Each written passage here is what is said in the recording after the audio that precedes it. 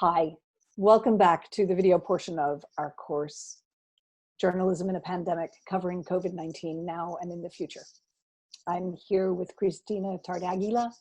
She is with the Coronavirus Fact-Checking Alliance, a project of the Poynter Institute and the International Fact-Checking Network. As we talked about this week, misinformation and disinformation are playing an incredibly important role in this unfolding pandemic.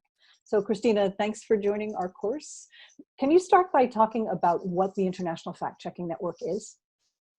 Sure. And first, let me thank you, Marin, and the Knight and everyone that is here in the course for giving me the time to introduce myself and to talk a little bit about fact-checking, which is the most beautiful profession in the world right now.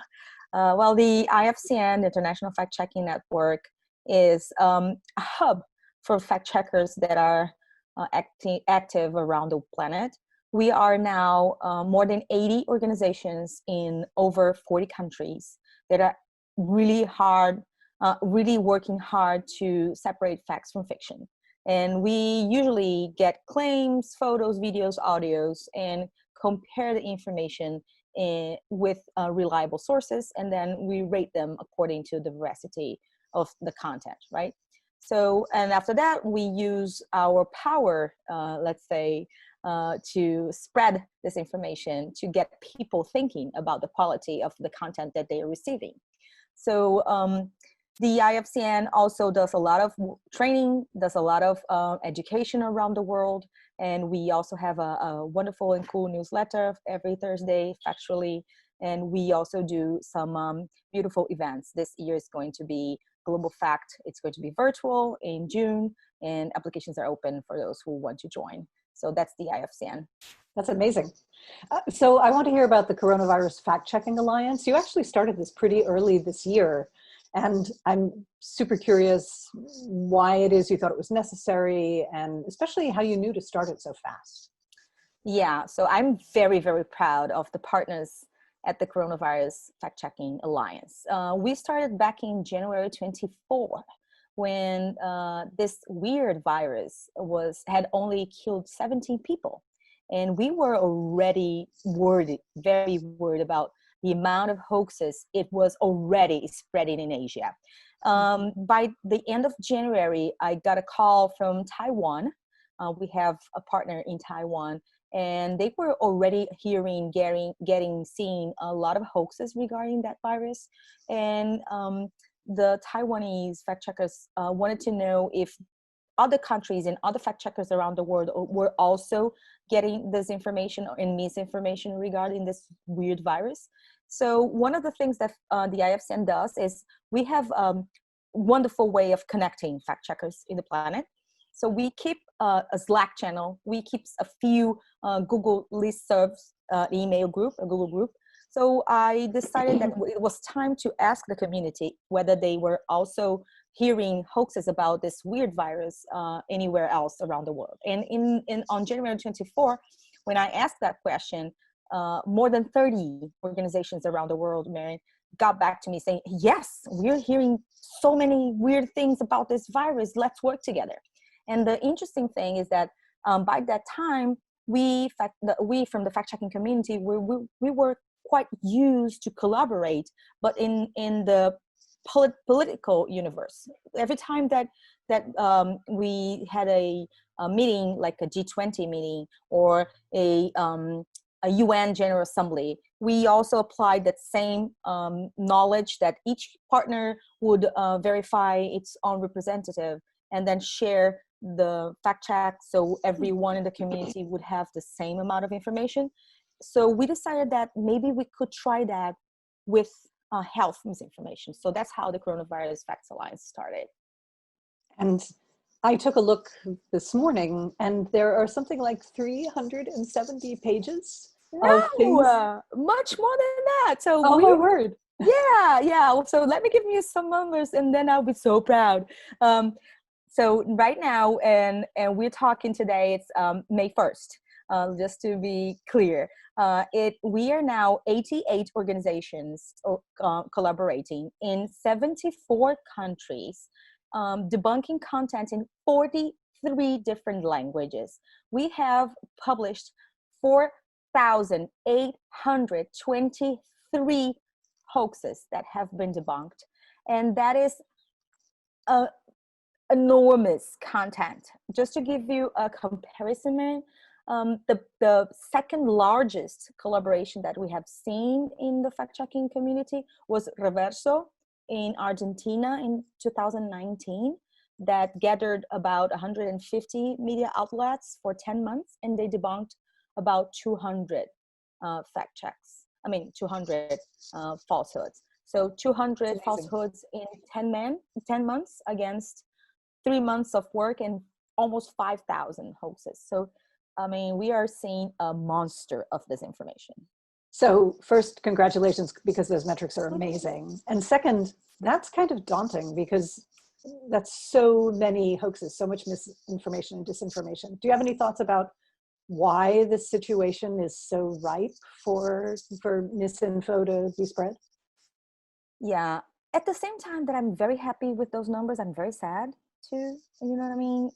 We don't need that. We shouldn't be too proud of being in such a scenario. We don't need to be living amongst this universe of disinformation. We shouldn't be proud of that at all. But to your question, what we see, what the fact-checking community is seeing, is that there are a few components that are driving falsehoods that are kind of different from other situations that we have seen. First one is the complete lack of data. So let's think of a little bit about that. So everything that we know about COVID and coronavirus is very new, right? The virus exists for what, 4 months? Not even. It's brand new. So even the databases are moving. They're not solid. So we, not only fact checkers, but people on the street, they don't know. We're still learning. So when we don't have good data and good facts, that's a fertile soil for disinformation, right? Second thing is panic. Panic is, great for misinfo, right? We know that. And third, there is something different from when you deal with health misinformation and political misinformation. Is a part of the health misinformation is actually shared with good intention. Let's say when you're dealing with false cures and fake preventative measures, people share that to help the ones they love and they care about. That's different from the political scenario, when you're probably pushing an ideology, or you're pushing your candidate, or but now we are dealing with people that are wanting to do good. And that is really, really tough.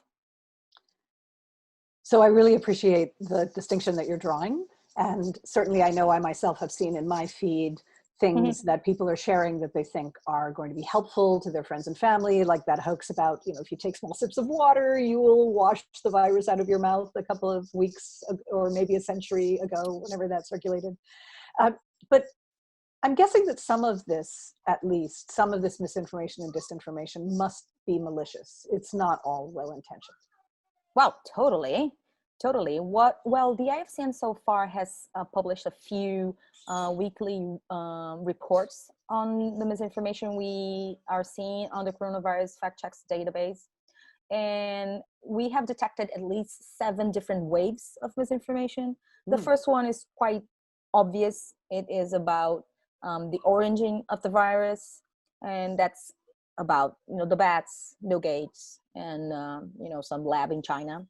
That all is false. The second wave is those edited videos showing people fainting in subways, in supermarkets. That's also very bad, edited, because actually people were having heart attacks. They were just drunk. And then the third wave, which is the biggest one we just talked about, is the one about cures and false preventative measures. And in this one, it's dangerous because you see products or cures, they're will not kill you, but will not help you, and those that can really kill you. And we can talk about that in a bit. And then the fourth wave that we detected, and then that's what I'm just going to your point, that's when we start seeing that the COVID starts to become something that people can use to spread bad ideas. It's not just health, right? So starting from the fourth wave, we're seeing like anti-Chinese thoughts. In the fifth wave, we see supremacists ideas. So how the Muslims are better equipped to fight COVID, or how Afro-Americans or Black blood is more stronger against the virus. And then in the sixth wave, we see the lockdowns, disinformation, and then the politicization around the virus. And then now what we're seeing is actually people using the virus or the politics around the virus to distribute ideas regarding government A, opposition B, in different countries. That's the case in the United States, that's the case in Spain, that's the case in Brazil. It's very interesting. Talk a little bit about, if you don't mind, about the impact of having political leaders deal in misinformation. That certainly has been the case here in the United States, with the president suggesting that people consume disinfectants. I know it's been the case in Brazil as well, and in some other countries with a strong nationalist bent. Does it reinforce the problem to have misinformation be endorsed from the top? 100%, 1,000,000%. It's kind of depressing.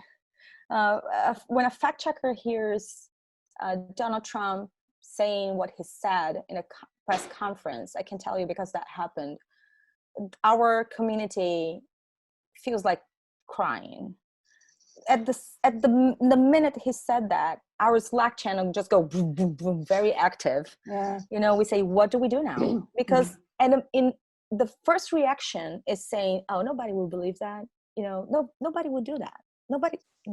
But 2 seconds later, we say, yes, they will. Somebody will.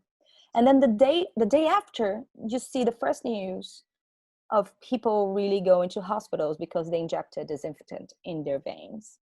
And then you know, this is just very harmful, Marion. Very, very harmful. And just I'm not centering myself only in Trump. I can easily talk about Bolsonaro. You know, I'm Brazilian. You know, it's not only about what you say, it's also about how you act, how you position yourself. Bolsonaro is promoting a opening ideas, or he's clearly against and social distancing. And now we're seeing Brazil as the country with the highest contagion rate in the world, according to the Imperial College of London. And what do you do now, right? How do you prove that one thing can be connected to the other?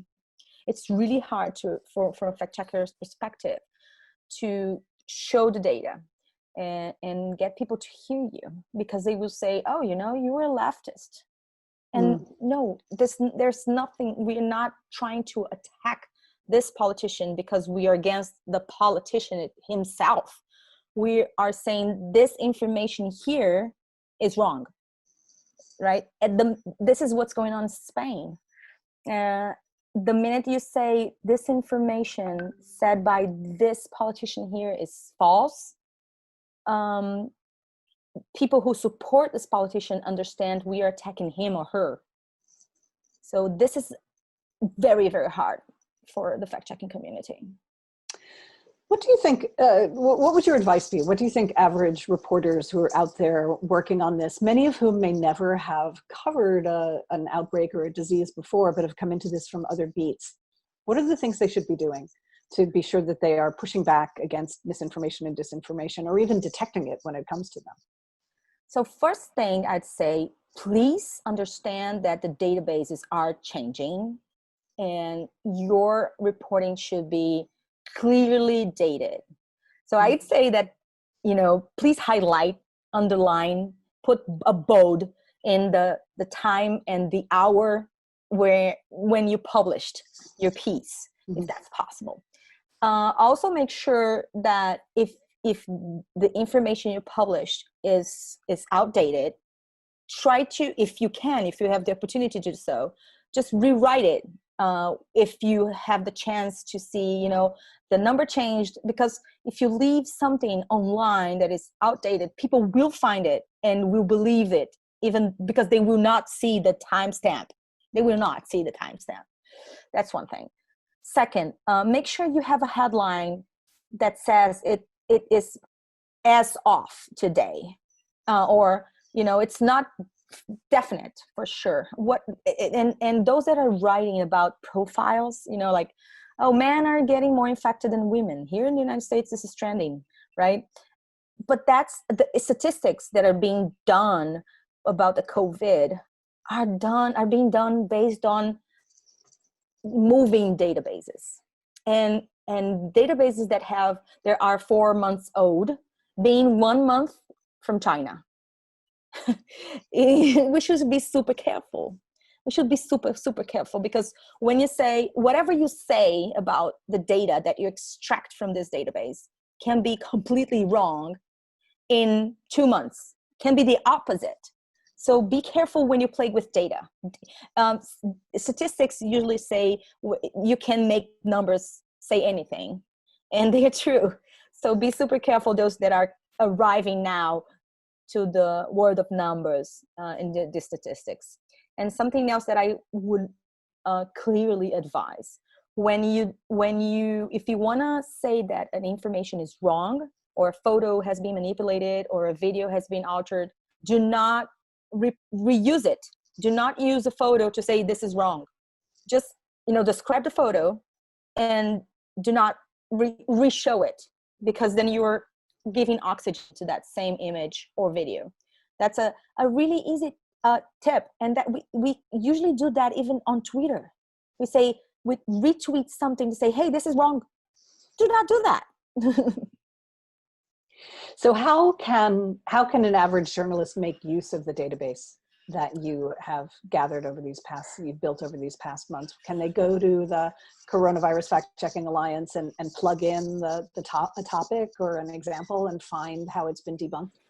Please do. First, we really think that we need more people to just dive into the database. The database has so much information there, and you will see that you can find information by country, by language, by organization, by categories. Let's say, for example, you can even see the timeline. When was misinformation bigger in your country or in your language, or what kind of misinformation was trending in week 3 of the coronavirus in your country? And you can even find, are there any connections when let's say when this information about, let's say, 5G being the cause of the coronavirus, it started here. Oh, yeah. And then it went to this country, and then it moved to the other country, and you can find cool stories. And fact checkers, to tell you the truth, Marian, we don't have time to report on our content. We are just feeding this database. So we really want to bring reporters to the Coronavirus Facts Alliance database, because we know as journalists that there are so many stories there. Guys, please come and take a look. That's a perfect place to stop. We will make sure that the links are on the site for our course. We will encourage people to go and check out the Coronavirus Fact-Checking Alliance. Thank you for telling us about this, and thank you for doing this work. Thank you. Unfortunately, I think this task of yours is not going to end anytime soon. This is the epidemic is going to last for a while, and as long as the epidemic lasts, I think misinformation about it will be out there too. Yeah. So thank you. Thanks for joining our course. It was so cool to talk to you, and I hope the course goes very well. I bet they will learn so much from you. Thank you very, very much. Thank you.